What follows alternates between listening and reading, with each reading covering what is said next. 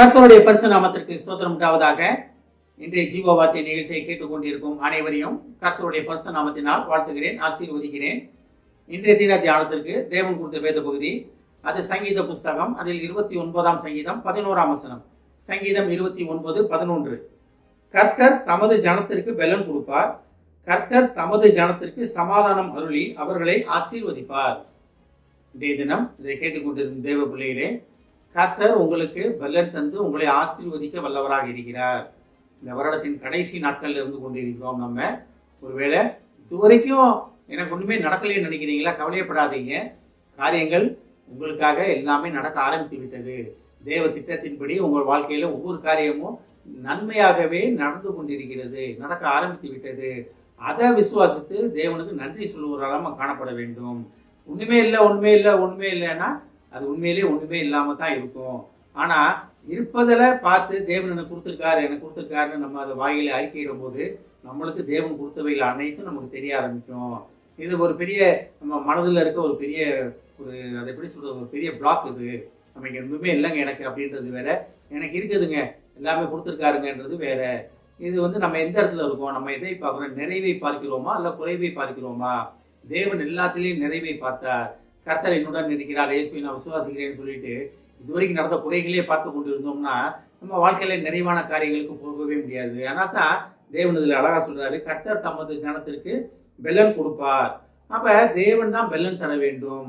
நம்ம கண்களை, நம்ம இருதயத்தில் உள்ள காரியங்கள் அனைத்தையும் மாற்றணும்னா தேவன் ஒருவர் தான் மாற்ற முடியும். அது எப்படி முடியும்னா, தேவன் நம்மளுடன் இருப்பதை நம்ம உணரும் பொழுது, கர்த்தரா இயேசு கிறிஸ்து நமது உள்ளத்துக்களை வாசம் பண்ணுவதை நம்ம உணரும் பொழுது, சகலத்தையும் உண்டாக்கின தேவன் நமக்குள்ளே இருக்கிறார் என்ற போது நம்மளை அறியாமையே ஒரு பெலன் வரும். எல்லாத்தையும் கர்த்தர் பார்த்து கொள்வார், யுத்தம் என்னுடையது அல்ல கர்த்தருடையது அப்படின்ற நிச்சயத்துக்கு நம்ம வந்துடுவோம். இதுதான் தேவனுக்கு பிரியமான காரியம். நம்ம ஒண்ணுமே செய்ய வேண்டாம். நம்ம தேவ சமூகத்துல அமர்ந்திருந்து நம்ம விண்ணப்பங்களை அவரிடத்தில் ஸ்தோத்திரத்தோடு செலுத்துவதற்காக தான் நம்ம அழைக்கப்பட்டிருக்கிறோம். அழுது கண்ணீரோடலாம் தேவை கிடையாது. இருக்கலாம், அதுல தவறுன்னு நான் சொல்ல மாட்டேன். ஆனாலும் ஸ்தோத்திரத்துடன் கூடிய ஜெபத்துடன் விண்ணப்பங்களை செலுத்துங்கள் தான் வேதத்தில் இருக்கிறது. அப்ப சந்தோஷமாக தான் நம்ம தேவன்ட்டு எல்லாமே கேட்க வேண்டும். அது நம்ம இருக்க வேண்டும். அது எப்ப நமக்கு இதெல்லாம் நடக்கும்னா, தேவன் நம்மளுடன் வாசம் பண்ணுவதை நம்ம புரிந்து கொள்ளும் பொழுது, அதான் கர்த்தர் தம்முடைய ஜனத்திற்கு பலன் தருவார். அப்ப தேவன் பலன் தந்து கொண்டிருக்கிறார். தருவார்னா என்ன? கொடுத்து கொண்டே இருக்கிறது தான், தந்து கொண்டே இருக்கிறது தான். அப்ப அதை உணர்ந்து அவருக்கு நன்றி சொல்வதற்காக நம்ம அழைக்கப்பட்டிருக்கிறோம். வருடத்தின் கடைசியில் இருக்கோம். நம்ம இந்த வருடம் முழுவதும் தேவன் நம்மளை அதி அற்புதமாக தேவ பலத்தால், தேவ கிருபையால், தேவனுடைய அரவணைப்பால், அவருடைய வழிகாட்டுதலில் இந்த வருடம் முழுவதும் நம்மளை அரவணைத்து பாதுகாத்து கொண்டிருக்கிறார். தேவ பலன் இல்லாமல் இந்த வருடத்தை நம்ம கடந்துக்கவே முடியாது. இப்பெல்லாம் பார்த்தீங்கன்னா சென்ற நாட்கள் இருந்தவங்க இன்னைக்கு நம்மளோட கிடையாது. ஆனால் நம்ம அடுத்த வருடத்துக்குள்ள முழு பலத்துடன் நம்ம பிரவேசிக்க போகிறோம். இது எல்லாம் எப்படி கிடைச்சுன்னா தேவன் நமக்கு கொடுத்த பலத்தினால தான். அப்போ நம்ம எந்த இடத்துல இருக்கோம்?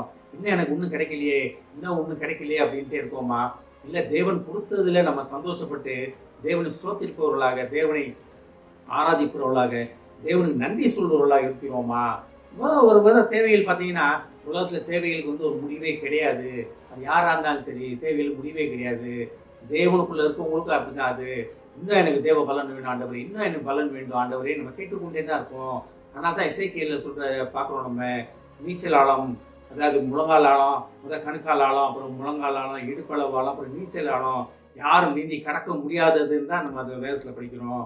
அப்போ தேவனோட திட்டத்தை, தேவனுடைய வல்லமையை, தேவனுடைய அவரோட முழு அதிகாரத்தை நம்மளால பெற்றுக்கொள்ளவே முடியாது. அதனால நமக்கு தேவன் அருளி இருக்க ஓட்டத்தில் ஓடக்கடுவோம். ஆனால் தான் பவுலடியார் சொல்றார், எனக்கு நியமித்த ஓட்டத்தில் ஓடினேன், ஓட்டத்தை முடித்தேன், ஜீவ கிரீடம் எனக்காக காத்திருக்கிறது அப்படின்னாரு. அப்ப நமக்கு தேவன் என்ன கொடுத்திருக்கிறாரோ, நமக்கு என்ன பலன் கொடுத்திருக்கிறாரோ அதை கொண்டு இந்த வருடத்தை நம்ம தாண்டி விட்டோம்.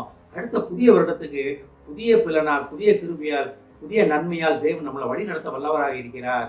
இம்மட்டும் நம்மளை பாதுகாத்த வந்த தேவனுக்கு நம்ம நன்றி சொல்லுவோம். ஏன்னா தேவ பலன் இல்லாம நம்ம இந்த வருடத்தை தாண்டி வந்துருக்க முடியாது. கடந்த வருடங்களில் பார்த்தீங்கன்னா கொரோனா, இப்போ பார்த்தீங்கன்னா சென்னையில் இருக்க மக்கள்லாம் பார்த்தீங்கன்னா வெள்ளம், தூத்துக்குடி சைடில் பார்த்தீங்கன்னா வெள்ளம், எவ்வளவோ பேரிடர்லையும் தேவன் நம்மளோட நம்மளை அரவணைத்து பாதுகாத்து வந்த தேவனுக்கு நன்றி சொல்லுவோம். அதான் பாருங்க, கர்த்தர் தம்முடைய ஜனத்திற்கு. அப்ப நம்ம தேவனுடைய ஜனமாக இருக்கிறோமா? நம்ம தேவனுடைய ஜனமாக இருக்கிறோமா? தேவனால் தெரிந்து கொள்ளப்பட்டவர் தான், உண்மைதான். ஆனாலும் அதை நம்ம உணர்ந்து புரிந்து கொண்டு வாயால் அறிக்கை செய்யும் போது அந்த இடத்துக்கு நம்ம போய் நிற்போம். அது வரைக்கும் நம்ம அதோட உண்மையான அர்த்தத்தை புரிந்து கொள்ள முடியாது. கர்த்தர் தமது ஜனமாகிய விசுவாசிகளாகிய உங்களுக்கு பலன் அளித்திருக்கிறார். அதற்கு கர்த்தருக்கு நன்றி சொல்லுவோம். ஆமென். ஜெபிப்போம். எங்களை அதிகமான அன்பின் பரலோக பிதாவே, கர்த்தாவே, உமது ஜனமாகிய எங்களுக்கு நீர் பலன் கொடுத்து எங்களை இந்த வருடம் முழுவதும் பாதுகாத்து ஏந்தி சுமந்து தப்புவித்து வந்த மகா கிருபைக்காக நன்றி ஆண்டவரே. அதற்காக உங்கள் நன்றி சொல்கிறோம் ஆண்டவரே.